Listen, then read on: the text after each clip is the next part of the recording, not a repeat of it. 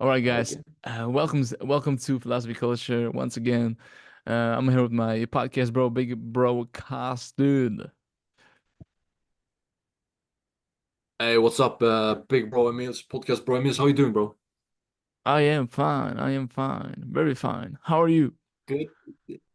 I'm fine as well. I'm good. I'm good. Nice. And so today we're gonna talk about who? We will talk about Rockefeller, Mr.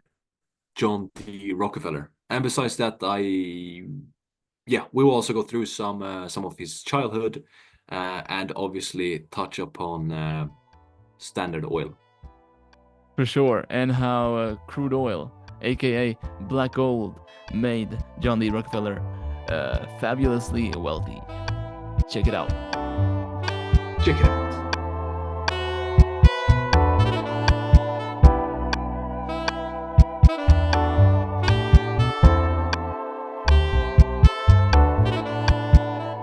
The magic question, Emil's. Let's go. Why do we choose to talk about Mr. Rockefeller today, this evening? My magic answer to that is because he was one of the most influential people in the oil industry that has ever lived, and like a really fascinating human being overall. And yeah, just revolutionary individual, in terms of how he conducted his oil refinery business and all that jazz. So yeah, really interesting person. What about you? Yeah, I would agree with you. Like he was a huge uh I mean, especially when it comes to the oil industry and the refineries, he basically revolutionized the entire industry somehow. And he also had like a very interesting business strategy and how he managed to well, he didn't manage to, it wasn't the only, he wasn't alone when managing Standard Oil eventually. But I mean, it's still impressive how he could, with the help of others, actually control such a huge oil empire in the US. For sure. Um, And yeah, yeah, no, so I think so. If we just break it down, I would say that he revolutionized the oil industry, which is really cool, and one of the most important things in today's society, just oil and energy, right? for And sure. then we have the like his business strategies, and also when it comes to cutting costs and blah blah blah. We will go through this eventually too. But yeah, just as a businessman, he was very interesting. For sure. And also, I want to add that basically his journey, from nothing to becoming one of the mo most wealthy people ever, is Yeah, also a fascinating addition to his story, I guess. So yeah, for sure. Yeah. cool. All right, so let's start with his origins, right? With his Huh? Are you frozen again, bro? No, no, no, no, no. Nah. What did you say? Sorry, I couldn't hear you. Nah, I just said that we should start with his origins. Yes. Okay. Yeah. Let's go. Cool. All Let's right, go. so he was born in Richford, New York, in 1839. He was born into a poor farmer family, and yeah, and his family was yeah, it had like an interesting dynamic where his father was like a snake oil salesman. Like he sold like I don't know, like some fake potions and stuff to desperate sick people to earn money, and he would do like anything to not help out like his wife and family like out on the farm since they were farmers, and which like created like this interesting dynamic where um, John D. Rockefeller's dad, he would like leave for long periods of time, trying to conduct his scammy business, and then return, with some presents and stuff, and like had like a really interesting dynamic in that way, and that also um, created some like a bad reputation for John D. Rockefeller's dad. Like he wasn't a well-respected man, so to say. And from an early age, John D. Rockefeller had to, or he was just, yeah, compelled or like had to, yeah, wanted to, help out his mom and his siblings. He had like siblings as well, to, yeah, help them financially. And which then instilled hard work ethic in John D. Rockefeller, and all this struggle helped him become a really strong person in the future, right, cousin? Yes, yes, I would agree. And the interesting thing, I heard another story about the big about Big Bill actually, and it was the thing that as you said, he was like traveling around from city to city, from town to town, Bro, and stop, stop, stop, stop. Did you say Big Bill or Big Bill, yeah, his dad. I think the nickname was Bill, right? Devil Bill? No? Yeah, I heard Big Bill. Big Bill. All right, all right, all right. Yeah, We I got two heard Big Bill versions. as well, but Devil Bill wouldn't surprise me. All right. No, Cool. but as you said, he was actually, yeah, as you said, he was actually traveling from city to city, from town to town. And eventually when he came back home, he didn't have so much money left to give to, his wife and his kids. And I also heard that he had like another family. He had like Nancy, I think it was, like his second wife. So he had basically two families. And his second wife was Nancy something. And with that woman, I think he also had another child, if I'm not mistaken, or Could something be. like that. Could be he was a Yeah, and sketchy they, person. So. yeah, exactly. And I think he eventually persuaded both of them, like both of his wives, to move in together later when they moved to Ohio. And that just that thing infuriated I mean John Rockefeller. Which is so Interesting, interesting, because I guess like John D. Rockefeller has become such a legend. So there are like different versions of his like upbringing, yeah, because probably. I like myself, I have not come across that version, and what I have read is that he had in fact two wives, as you said, but he kept that as a secret. And like John D. Rockefeller's mom, obviously suspected that he was maybe off with another woman, because Big Bill was never with John D. Rockefeller and his mom. Yeah. So But the thing is, that's I think why they said that they kept it secret was because when they moved to Ohio, so both uh I mean Big Bill and his both of his wives, he said that the second wife, like Nancy, so not John D. Rockefeller's mom, um he claimed that was basically his maid. interesting, interesting. And Yeah. it's So also funny how we know like John D. or like Big Bill's second wife's name, and we don't know John D. Rockefeller's mom's name. oh sorry, Eliza. Oh, okay, cool, cool, cool. So Okay. you had it. Nice, bro. Yeah, so Eliza was John D. Rockefeller's mom, and Nancy was his stepmom or second mom, if you want to call it, or whatever. Uh, Yeah. yeah, Secret wife of Big Bills, or exactly. Devil Bill. Yeah. But Uh, all right. all right. That's enough about the Big Bills or Devil Bill's love life. Yeah. Let's continue with John D. Rockefeller. Sure. So all right, so we have talked about about his family dynamic a bit, and so we can jump to when John D. Rockefeller was of the age of 16. He was like almost done with school, and he was like thinking about what he would do next. He actually according to my sources wanted to go to college, but since he had already by that time um established himself as the unofficial head of the household, so to say. Like he was helping out significantly in terms of financial stability for his family. Um, that situation asked John D. Rockefeller to continue working. Like he wasn't able to go to college because he had to help providing for his family. So what he did is that he actually dropped out of high school. I think I don't think he graduated from his high school.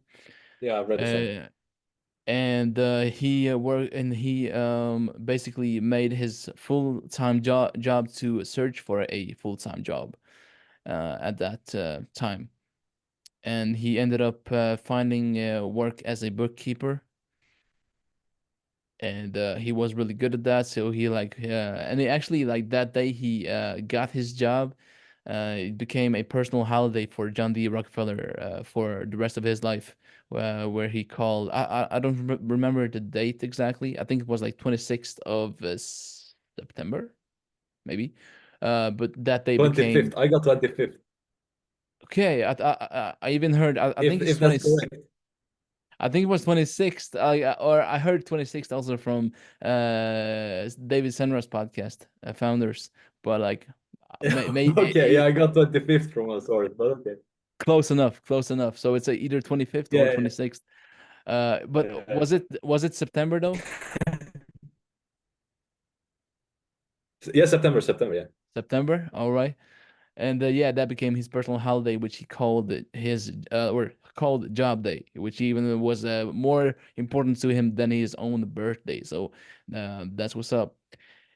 And yeah, so he became a really good accountant or bookkeeper at this company, and I think the company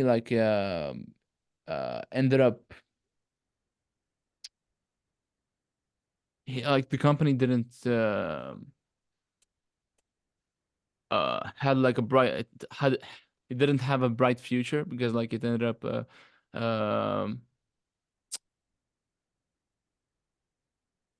not really functioning financially, Hmm. right? Yeah, And I so don't. he I'm not exactly sure about the company's sort of the company's future, or what happened. I just remember that the company itself. I think it was called Hewitt and Tuttle. It was a small produce commission house in Cleveland, and they basically, he managed to impress his employers, and he eventually also got to know a lot of the customers, so he was very well known around in town.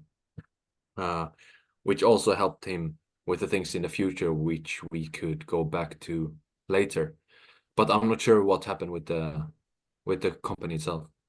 I think I found in my notes that it was like a economic downturn at the Mm, time, which caused a sharp decline in the firm's revenues.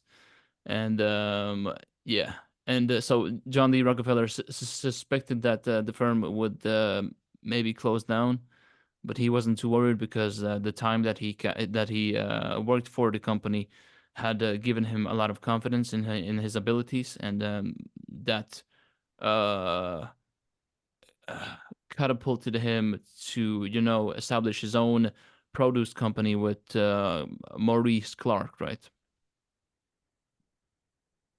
yeah. That's kind of how I have interpreted and yeah, read the story. Yeah, yeah, yeah, yeah. Yeah, no, I mean, he got a lot of experience from it, right? Yeah, And especially as a 16 years old boy, working as an accountant or assistant accountant, and managing the company's ledgers, calculating freight costs, and so on. It's yeah, you get a very interesting perspective of the company, and how it's managed, and the finance, and so on. So yeah, definitely. And for sure. through this, now that you mentioned that, he eventually started his own company with Maurice B. Clark. Um, from my sources, it was mentioned that since he got in touch with so many customers, they eventually got to know him, and this also helped him get a loan of approximately $4,000 at that time, which was a big sum of money. Uh, and so he got that loan to actually, as a startup cash or startup kick for his company with Maurice B. Clark. Are you sure that you're not mixing up the information? Because I think it was exactly $4,000 that um uh, he loaned to what was his name? And damn, Samuel Andrews. Because I think it was like I think exactly $4,000 that he loaned to Samuel Andrews to open up his refinery later Refining, on. okay. Yeah, maybe they put it. Yeah, maybe that's the source that is. Yeah. Maybe, but like yeah, that's my version from what I No, no, have no, but like it's good. No, noted it's down. good because there are so many different sources. So it's good that you're saying that. Right. And according to my sources, like he saved up the money to open up the produce business, and the business was called Clark and Rockefeller, and they was basically buying and reselling grain, fish, beans, meat, and like other foods, which was basically yeah, their business. And yeah, and in the beginning they kind of had a hard time finding clientele, new customers, but it worked out for them. And John D. Rockefeller, like even though he was a really pretty young man, he had garnered respect from older men in the industry, so they trusted him more easily, and which then later on made the client list, stack up because of his good reputation as a trustable bookkeeper, as you mentioned, Costin, I think. And yeah, things rolled on from there. Yeah. Yeah, and then we also have the Civil War, right? Yes. Do you wanna tell us what happened there? Sure, There. I can briefly mention it. Yeah. Cool. I think so the civil war broke out. I'm not exactly sure about the year. Maybe you have it, Emils. Unfortunately, I don't. No, but anyways, it broke out, and it was actually John D. Rockefeller was actually supposed to, according to my sources again. So Emils, correct me if you have other information. But yeah, so John D. Rockefeller was actually supposed to enroll in the army, or not in the army, but enroll and fight in that war. Uh, but he actually paid someone else to do that for him since he had this business that he was working with. Um, and yeah, apparently you could do that if you had money. Interesting. Because I have Yeah, a different and version then actually. I think he also had a brother. Okay, let's go. Okay, what is your version? My version is that since Let's John go. D. Which is Rockefeller your was version then? like since John D. Rockefeller was a devoted Baptist, like he was opposed to slavery, and he wanted to the Union to win the war, which were basically the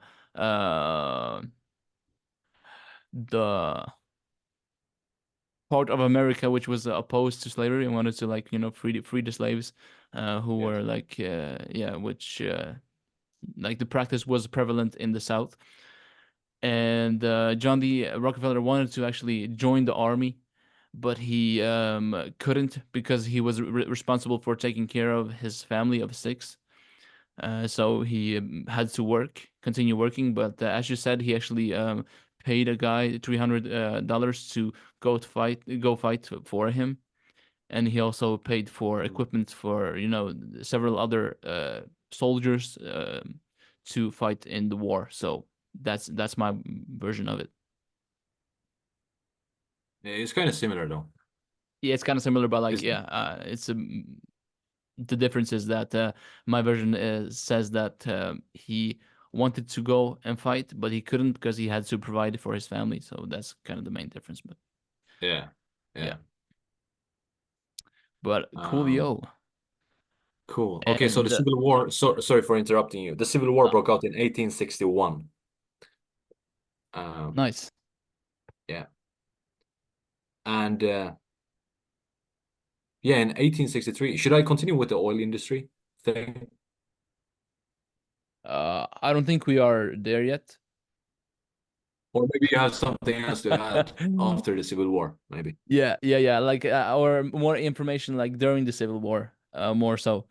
During the Civil War, the place where John D. Rockefeller and Maurice Clark had their produce business.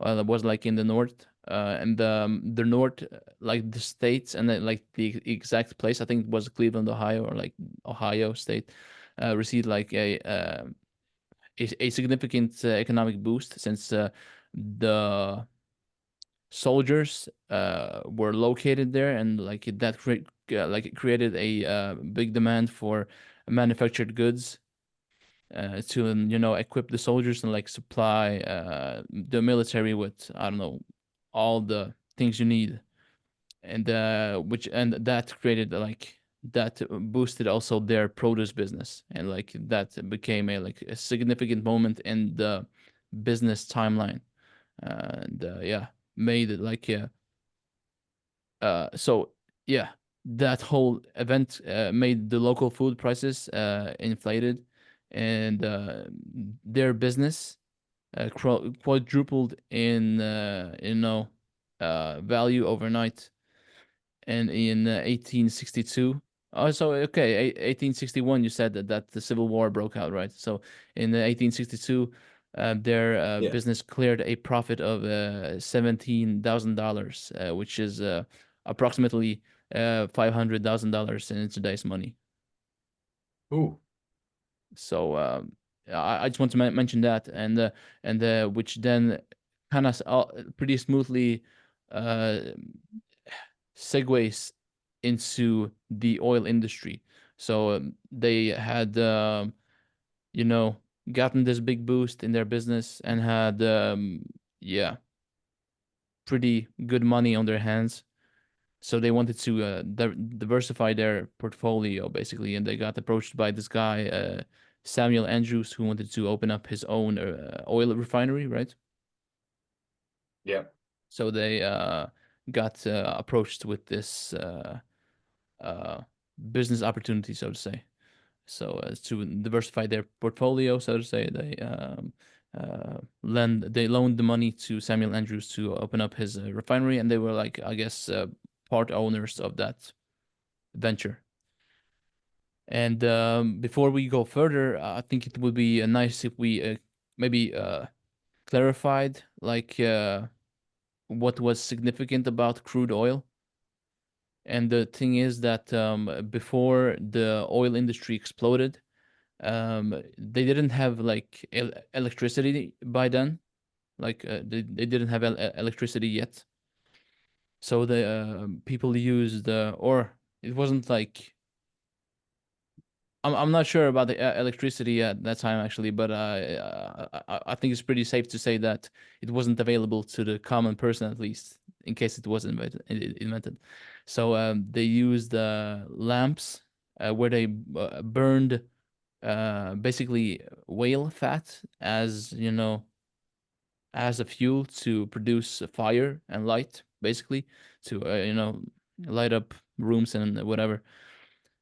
And the thing with crude oil is that Samuel Samuel Andrews had discovered a way how to make kerosene out of crude oil, which was basically a much better and more efficient and also like better working fuel for these lamps to light up rooms and whatever. And that was like the significant thing with crude oil.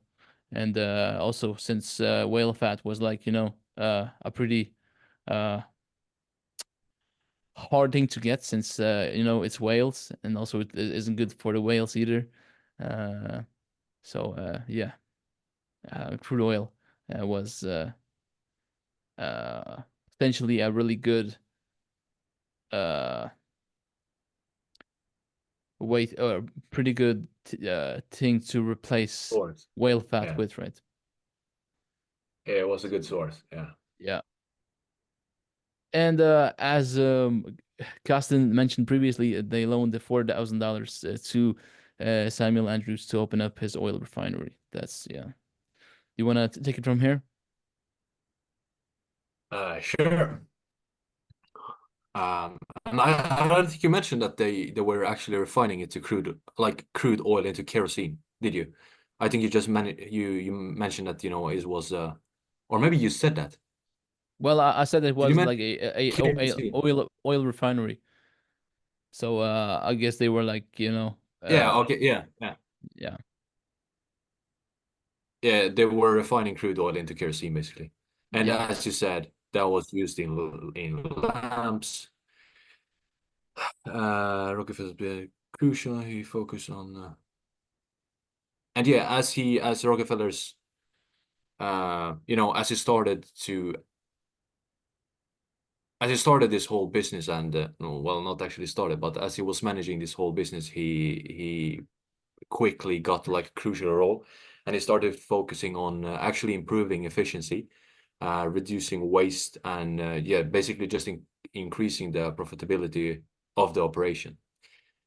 Um, and as you mentioned, I think you mentioned in the beginning, this is basically uh, Rockefeller's entry into the oil world and the oil industry, Yeah. and the beginning of his journey to becoming like one of the wealthiest people in the world.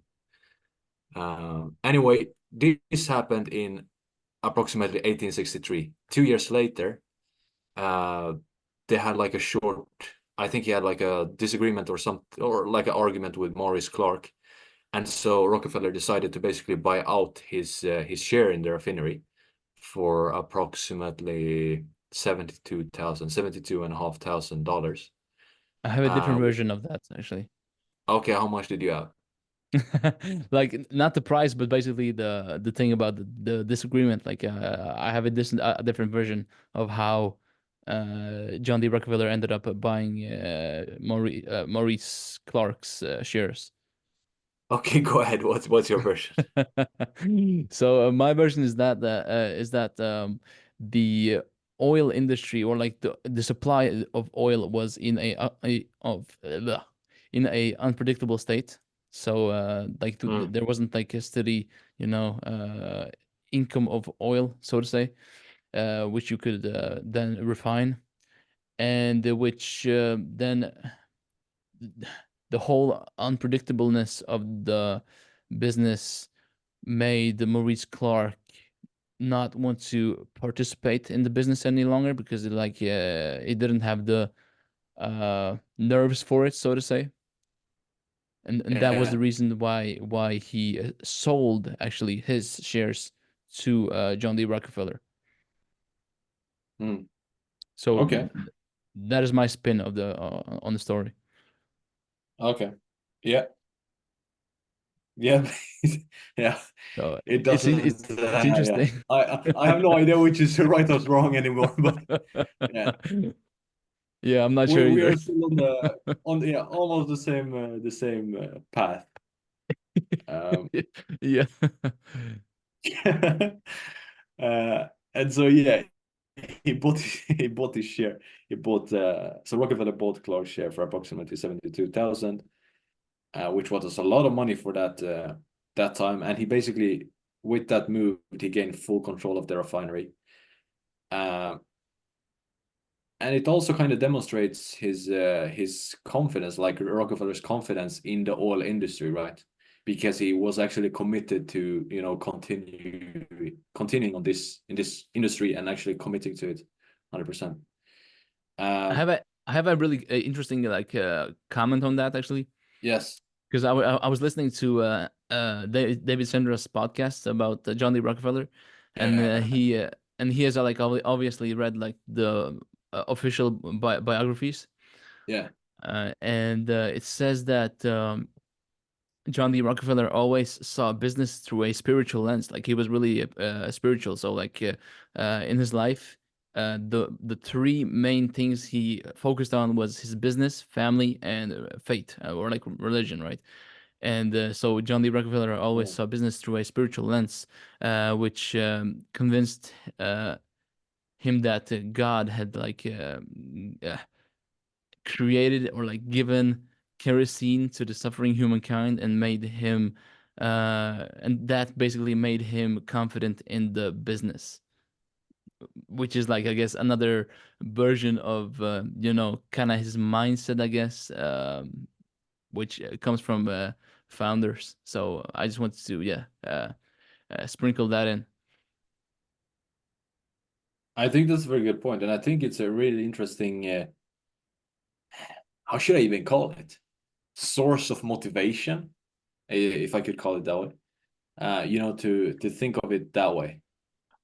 Yeah, I have actually another thing to mention, but go ahead, go ahead. Yeah, no, no, continue if you have more to mention. Yeah, like another thing I noted down from the same podcast was that let's see if I can find it. Like his mindset, basically, uh, or yeah, like his whole like. Let's see if I can find it. Oh no. Okay, I'm not gonna waste time, but like basically his mindset when it came to business overall was that he believed, like he truly believed that he was uh given like this special ability by God to make money. So he was like he had like this God-given talent to make money, and his mindset was that he wanted to make as much money as possible so that he could give away as much money as possible, and that confidence was instilled from him or to him from his mother, like from an early age. So he was a really confident person. Uh, and that source of confidence came from his mother, and then also from all of his personal achievements that he achieved from an early age. So And I think that's also. I think we will mention this in the end, but obviously, you could see that he has like a, he eventually established his own foundation and blah blah blah, right? I think we'll mention this shortly in the end. yeah. Um, but yeah, that's a very good point, and that's interesting as well. Um, And also another thing to like maybe sprinkle in is that like the transition from the produce business to the oil business was basically that uh, you know Maurice Clark and Johnny Rockefeller decided to go full in on oil was because they saw how good uh, kerosene or was it crude oil?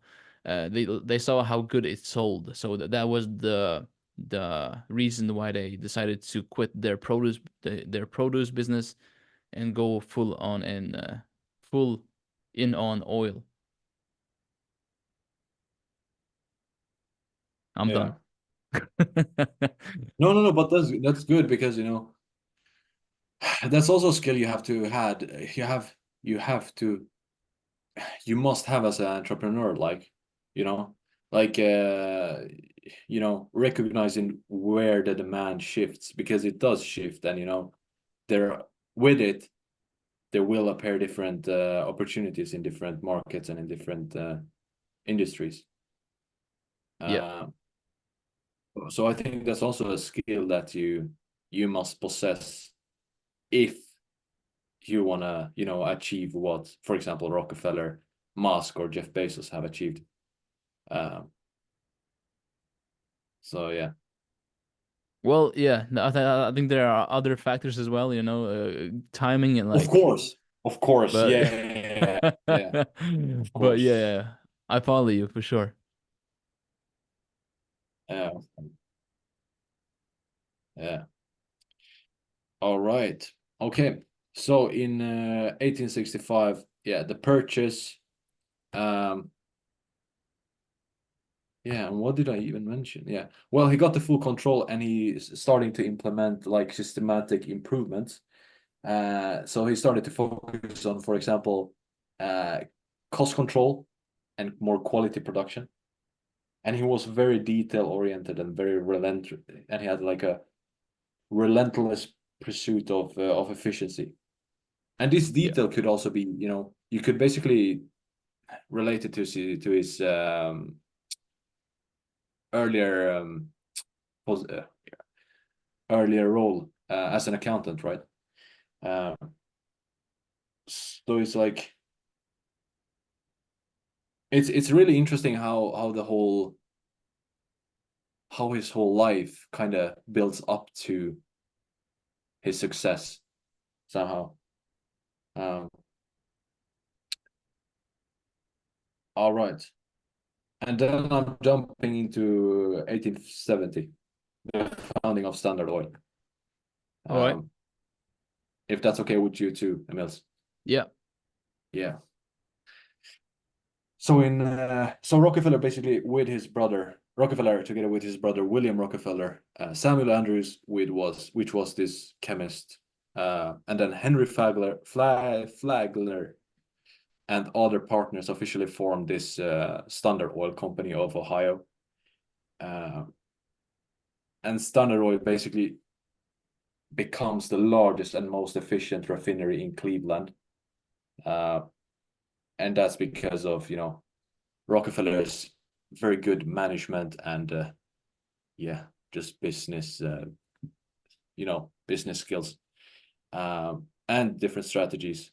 Uh, and so, yeah, as I previously think, as I think I previously mentioned, was that Rockefeller had a very aggressive cost-cutting strategy. And also he made like some really good strategic acquisitions of smaller refineries. So he would basically buy up his competition in most of the cases. I've also heard stories where he basically uh, is cutting his price so low so that the so that his competitors' customers would leave his competitors completely off and basically just buy from Rockefeller, and through that way just make his competitors go bankrupt. Uh, Yeah. I think you can even make like a totally separate episode on his business tactics because they were like so interesting actually. How he how he bought up his competition, and like you mentioned, like he was ruthlessly cost efficient, and I think or I heard from one of the David Senra's podcasts that he was really extreme. Like yeah, I think we need to emphasize that more in this discussion because he was really extreme, and uh he was so extreme on cutting costs that I think it was like written in, or David Senra said it at least in one of his podcasts that he was so like cost efficient and so frugal that his son has like this childhood trauma that he had to wear, I don't know, like dresses or like really bad clothing throughout his childhood, even though like Rockefeller could afford like whatever he wanted, but like his own child or like children, I don't know, had to withstand pretty like traumatizing conditions, so to say. hmm. So he was like really, really, really like extreme when it came to cost efficiency, Yeah. like even in his private life, apparently, allegedly. And wouldn't you I mean honestly, wouldn't you argue that that's how you basically build a okay, there are several factors you have to consider when mentioning a somewhat stable business. But I mean, obviously, if you want to have like a resistant business, you have to be able to uh cut costs and have like very low costs, right? Because in case of, I don't know, let's say that your profits are, you have some years when a crisis or something occurs which will reduce your costs significantly, then you can't obviously live very close to that margin. So it's maybe even it's better to actually have like lower costs and sell maybe your products for like a higher price and have this like big margin, big profit margin, than have a very very tight and limited profit margin. I don't know, what do you think? For sure, like for sure, I agree totally, and that is like one of the main things I have learned from David Senra's podcast founders is that like just that idea that being cost efficient, like watching your costs in your business is like one of the like foundational rules when it comes to um managing a business. That is like one of the most important things, and like it come in and it comes up in so many of the episodes. Like also like um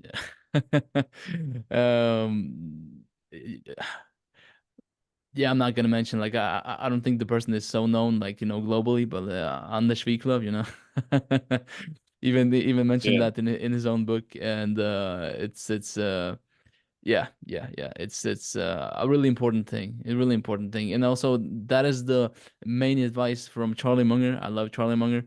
That is like basically his advice how to get through like economic depressions and stuff is basically that you reduce your costs, like that you have a lot of cash on your hands and you are minimizing your own um costs like in your life. Like so that idea is I think one of the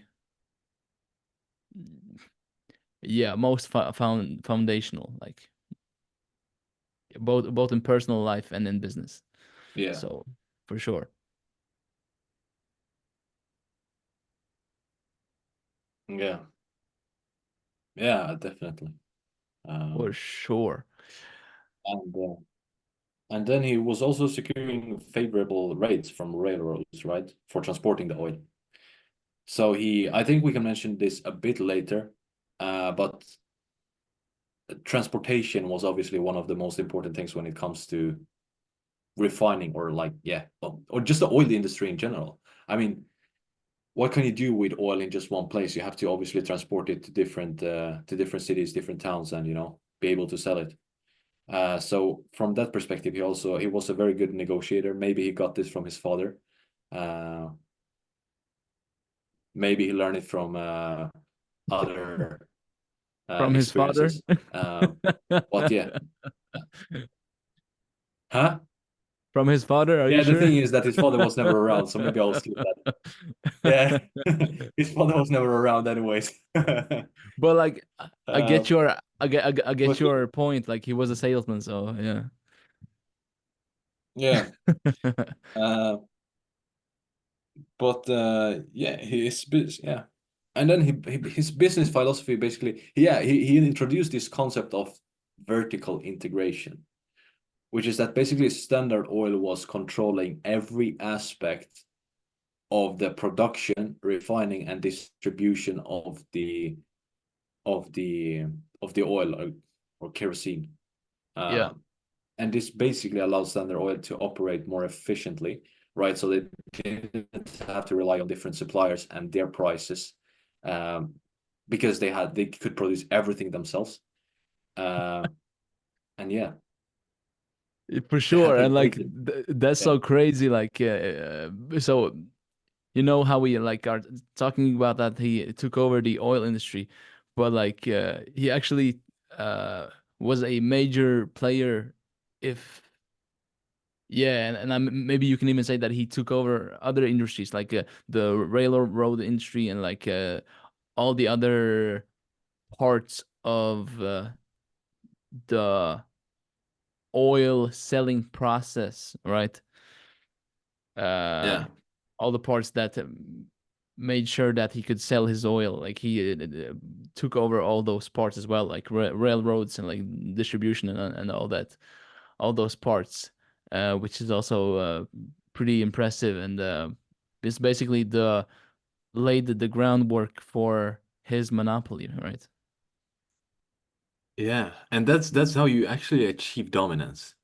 I mean, you can't be dominant if you're relying on other suppliers, on other, I don't know, persons or parties, right? I Yeah, mean, if you actually own everything that you need, then you can't just, you can go and butcher everyone and everything. for Um, sure. um, so yeah, yeah, that's powerful, man. 100%. Uh, Yeah. um, and yeah, as you said, eventually he quickly established his dominance in the entire U.S. oil market. Um, and then we have like 1872, a few years later, uh, uh, Rockefeller. I think this was according. I think I listened to one of the David Senra podcasts, and there he mentioned that Rockefeller was a genius in making, or genius. He made a lot of secret deals with different companies, right? Um, and one of those was South Improvement Company. Um, and it was a secretive consortium formed by several oil refineries and the major railroads. And so this deal provides standard. Okay, so this deal provided Standard Oil with many different rebates in oil shipments, while charging higher rates for Rockefeller's competitors. That's dirty. Uh, Hmm. uh, but yeah, and as we mentioned earlier, I mean, Standard Oil, they managed to sell their oil at lower prices because of these rebates, because of these different collaborations, and this forced the competitors out of the market. Uh, that's how simple it is. Um, but eventually, it got exposed, and it triggered a huge public outcry, um, which also led to the collapse of the South Improvement Company. Um, sorry, I think Amias. Yeah, I think you are like jumping ahead too fast, maybe. maybe I am. Yeah. But like yeah, basically the takeover is also like called the Cleveland Massacre, where basically Rockefeller, I think it was like wasn't it like 28 other oil refineries that were that was existing Yeah. at that time, and he bought up like 26 of them. So only two of the refineries he wasn't able to buy up. So that's crazy. And I also want to mention this other person who was pretty instrumental in Standard Oil's expansion, and his name was Flagler, huh? Flagler. Yeah, what Was it was his Flagler? yeah what was his first name? I want to find his Henry full name. Flagler, I think. Okay, all right. So Henry Flagler. So basically Yeah, Henry. Man, the internet is so shit. I think you're hearing me with like 5 minutes later, Yeah, with a five it minute delay. could be totally. Okay. But yeah, so basically the way that Flagler was helping Standard Oil was in the strategy and expansion area. So he played a critical role in in developing the structure of Standard Oil, focusing on efficiency, cost cutting, consolidation. He was a pioneer of vertical integration, as Costin mentioned, helping the company controlling every stage of production, refining, transportation, and distribution. And he also was a big player when it came to railroad negotiations. So yeah, he is an important person to mention as well. I think. All right, Carsten, you can go from here. Right. Uh, especially if you know that it's a competitor which you can't actually uh, win over. Uh, um, but yeah, um, since Rockefeller's business, since Standard Oil uh, developed so much and it established like different refineries around the country, he Rockefeller decided to better manage his business empire. He now created like a trust, like Standard Oil Trust, what was I think this was like a new sort of innovative legal structure, if you would call it that way, which allowed him to consolidate the control of numerous companies under one single umbrella. So we had an episode about Louis Vuitton Moet Hennessy LVMH, I think, and they Yeah, have like a similar strategy, right? Like a similar, conglomerate. Yeah, yes, oui, monsieur. Uh, and so the Standard Oil exactement. Trust, the Standard Oil Trust comprise 41 companies now, and this included refineries, pipelines, and marketing entities. And this was all controllable by a central board of trustees, which was led by Rockefeller.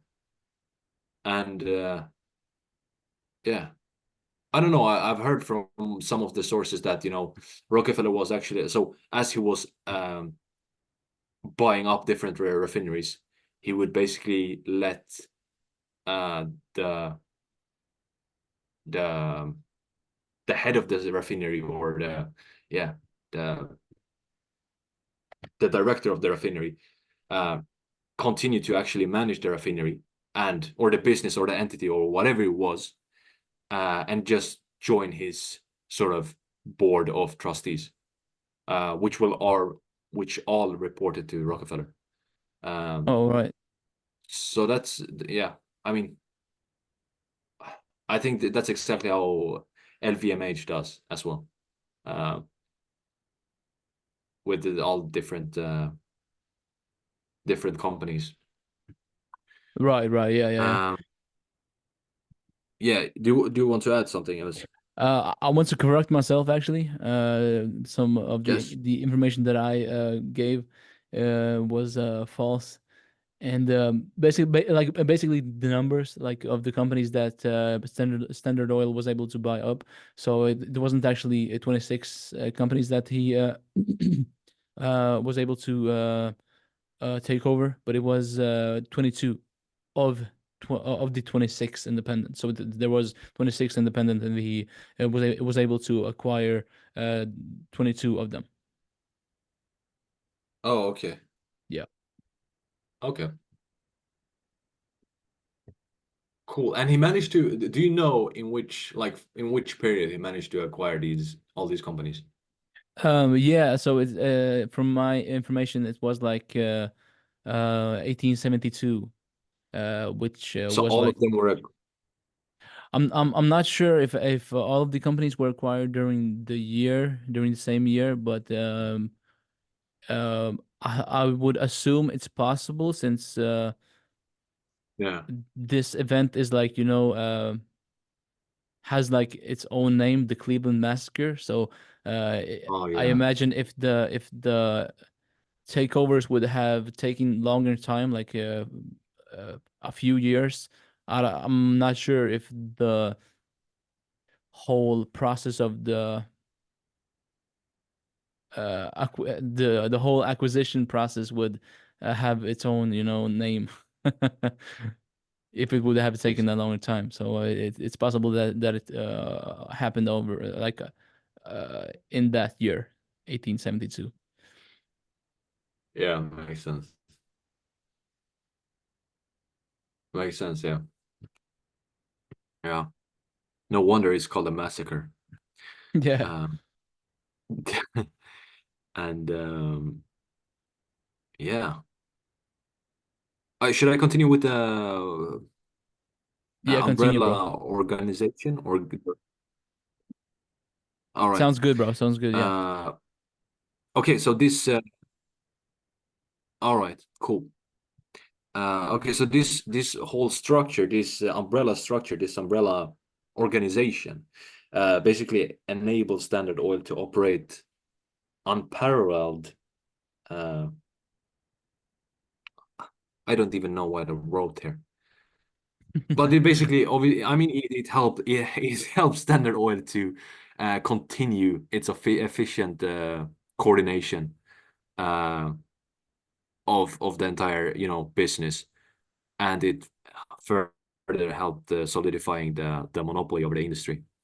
And this whole formation also marks a significant moment in the corporate history, um, because there are obviously, I mean, I just mentioned one example, but there are so many different conglomerates that are applying exactly the same structure.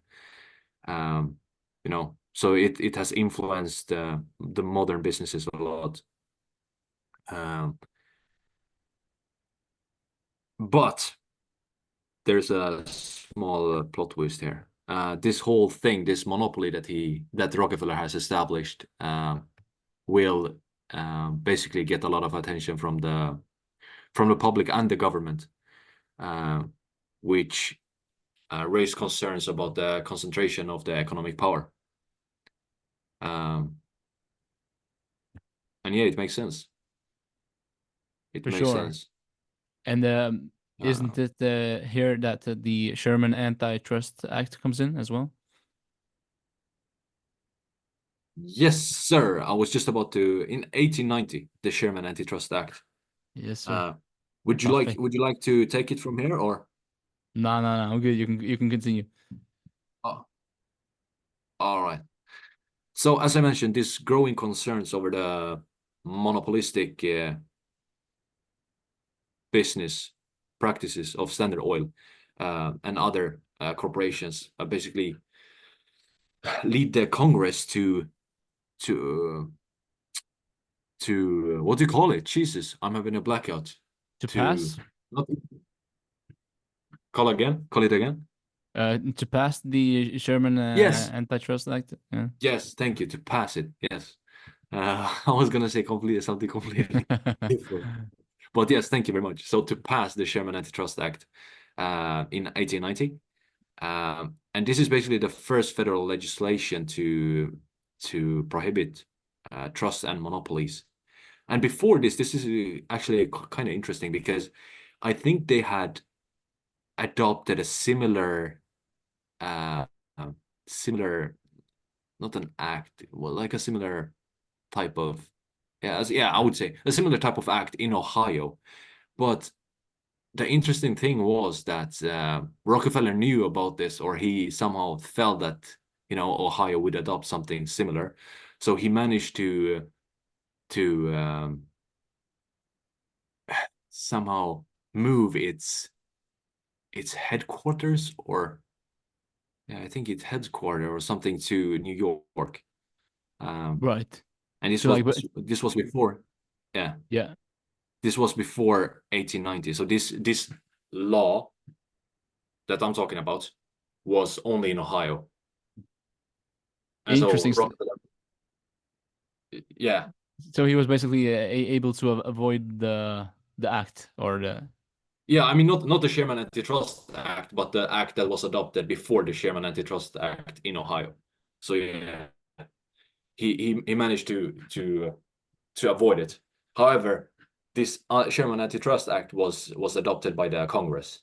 So it was basically it forced like all of the states to follow it, right? Gotcha. Okay. Um, Um, I wanna like I asked ChatGPT to create like this timeline of the Standard Oil's history, I guess, like a timeline. mhm. And here I have the Sherman Antitrust Act, which was passed in 1890, as you mentioned.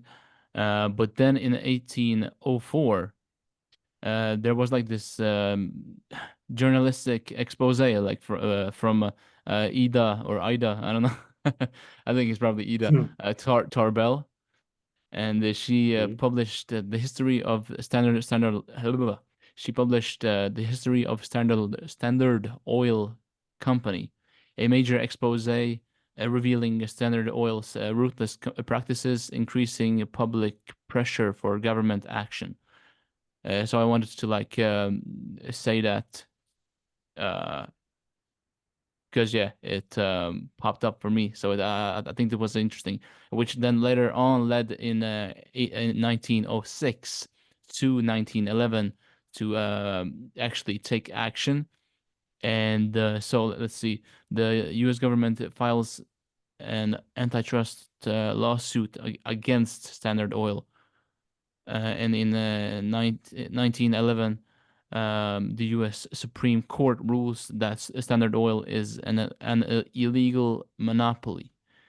Uh, let's see, monopoly under the Sherman Antitrust Act, and orders its breakup into 34 smaller companies.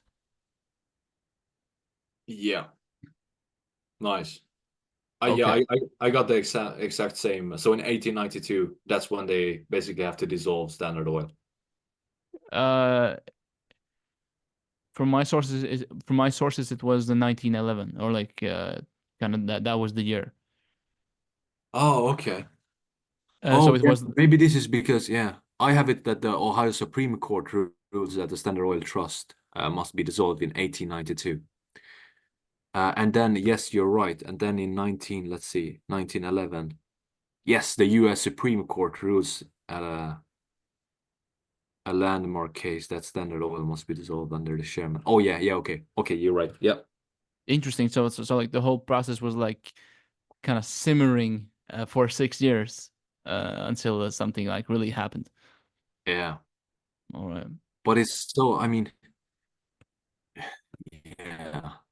Imagine like taking Standard Oil to court, you know? I mean, that's just that's a giant. Try to fight a giant. Try to fight like Amazon or Microsoft or I don't know, Apple. It's it's Yeah, it's interesting. yeah, Yeah, but like yeah. from my point of view, like government should trump individual companies. No, even though they are monopolies in their industry. So yeah, Yeah, yeah. Yeah, I see. but like I get what you're saying. Yeah, Mm. for sure. And Yeah. then we have the successor companies, right? Yes.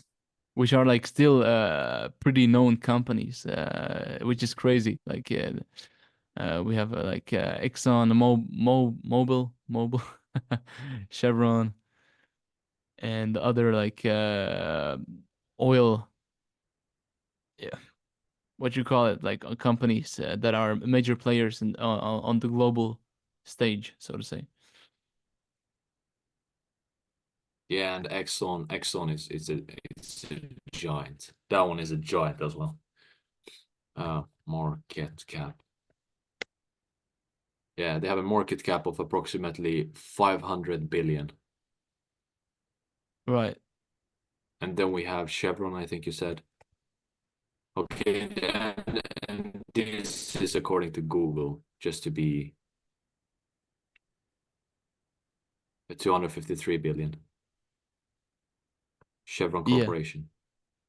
So these are huge. Oh, Nice. this is so interesting. Yeah, I almost feel, I feel like we have to do some episodes on just certain companies because they are just giants. Yeah, yeah, yeah. Um, okay, yeah. Uh, all right. And do you have something else to add about the Sherman Antitrust Act and that it was dissolved? Maybe shall we go through? I don't know. You mentioned that they were like split into ExxonMobil, Chevron, and others, obviously. Yeah, But yeah, I like don't know. I don't have like any other like in depth information about those companies, so I'm actually kind of done, to be honest. Yeah, yeah, same here. Same here. So Maybe it's worth mentioning about the retirement. So at fifth about Rockefeller's retirement. So I think I think Rockefeller was approximately like 58 years old when he retired from day-to-day operations of Standard Oil, but he obviously passed the control to his older son, John D. Rockefeller Jr. Maybe he even wasn't the oldest. Maybe I'm. Anyway, he passed the control to John D. Rockefeller Jr., which was his one of his sons, uh, and his other trusted associates. But Rockefeller still, remained kind of involved in the strategic decisions and continues to influence the direction of the company, which makes sense since he was the father uh, of the whole empire. Um, and so yeah, but by the time of his retirement, his Rockefeller's wealth is huge, making him one of the richest individuals in the world. I think it was approximately 300 to 400 billion if it would be in today's money. Um, and sounds yeah, good. after he retired, I think he founded his his foundation, pardon, um, which is Rockefeller Foundation. I think it was established in 1909, and it was basically to promote well-being of humanity, and it had like it focused on like public health, education, and scientific research. Uh, uh, so yeah. Also, the foundation's work in public health includes efforts to uh, try to eradicate diseases such as malaria and hookworm. Hookworm. Jesus. Christ. Uh, yeah, and just improvements to the global health, if I may say, yeah. So yeah, Interesting, yeah. And I would like to mention, like, yeah, since he acquired such immense wealth, yeah, um, like I've maybe mentioned before, I'm like more conspiracy uh prone. There is like different spins with all as well. That it wasn't like this according to his plan that he wanted to like make as much money as possible and then give away as much money as possible. There is like a different spin to it all as well that is a bit more dark, so to yeah, say. I think I yes, yes. But we can maybe leave it to another episode. So yeah. Let's today we are very positive, right, Demis? So we will just focus on the positive side. Yeah, yeah, yeah. So for sure, let's keep it on a good note. And so his wealth helped cure a lot of diseases, and he was a blessing on the world. No, but like he was a really interesting person, and and as we have discussed, like you can for sure learn a lot of interesting lessons and good lessons from his story and. So for sure, he's a worthwhile person to study and learn about. So, uh, yeah, for sure. All right, everyone. Thank you very much for listening to today's episode about John D. Rockefeller. We hope you thought it was as interesting as possible. We thought at least it was very interesting to do the research and yeah, find out more about him, his philosophy, and his business strategies. And we also hope that you got something out of it that will help you navigate life's spin. For sure. And if you liked the episode, like the video if you think we earned it, subscribe as well. And yeah, stay tuned for the next episode. I don't know what we are gonna do next, but stay tuned and see you in the next one. Adios.